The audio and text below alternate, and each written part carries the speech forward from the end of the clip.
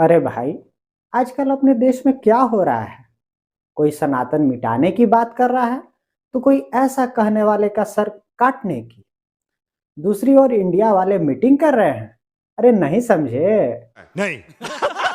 अरे भाई, India Allianz वाले कसम खा रहे हैं कि अब की मोदी नहीं हमारी सरकार बनेगी। तुम्हें कैसे पता चला?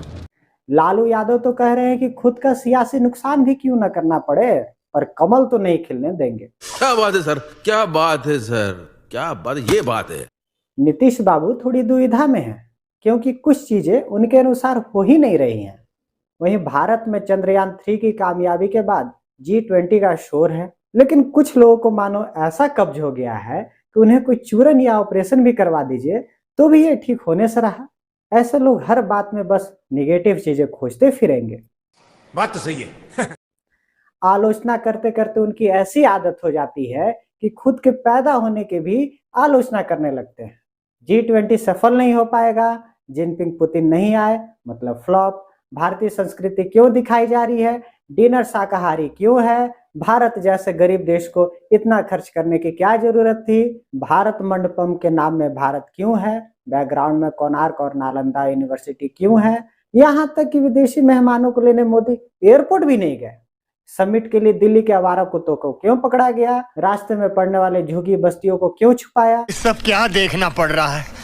अच्छा है मैं अंधा हूँ। खड़गे को क्यों नहीं बुलाया, देश के लोग भूखे सो रहे हैं और यहाँ दावत दी जा रही है। कौन है ये लोग? कहां से आते हैं ये? अक्सर आपने देखा होगा कि जब घर में शादी विवाह की रस्में होती हैं तो कुछ लोग उसमें हाथ बटाते हैं, कुछ लोग बैठे बैठे कमियां निकालते हैं, कुछ मोहल्ले की ऐसी आंटियां होती हैं जो मन ही मन मनाती रहती हैं कि कुछ गड़बड़ हो जाए, ताकि वो घूम घूम कर मोहल्ले को सुना सके। अब आप कहेंगे कि इतना जो G20 बोले जा रहे हो भाई, तो उससे मेरा क्या फायदा, मुझे क्या मिल रहा है? अरे बताओ तो। रुको जरा, सबर करो। हाँ तो सुनिए भाई, G20 की बैठक जो 9 और 10 सितंबर को दिल्ली में हुई वो सफल रही। आप सभी तो जानते ही हैं कि ऐसे आयोजन से कोई भी देश अपनी संस्कृति विरासत को दुनिया के सामने रखता है।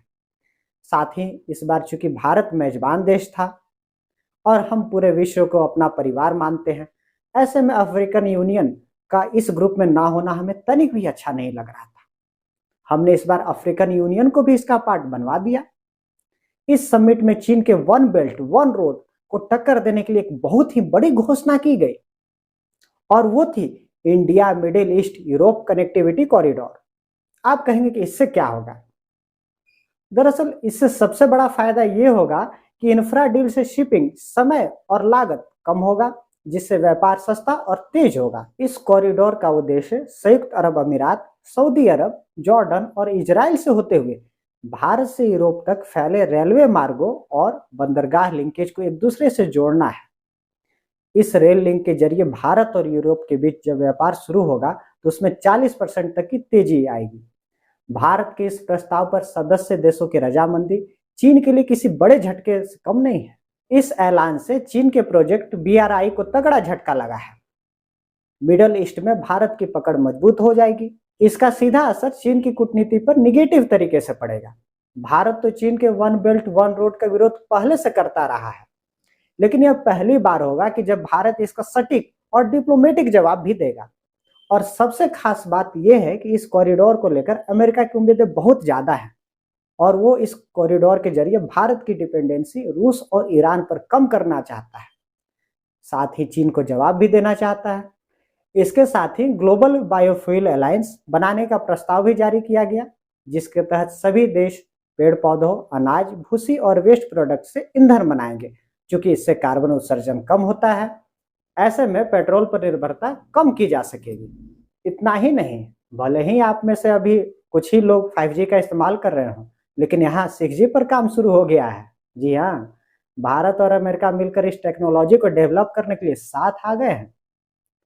दोनों देश इस मामले में चीन से आगे रहना चाहते हैं।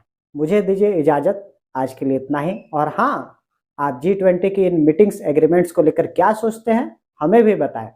इसके अलावा ऐसे ही जानकारी के लिए देखते रहे खबर अप। शुक्रिया। खबरों से अपडेट रहने के लिए खबर अप को करें लाइक, शेयर और सब्सक्राइब।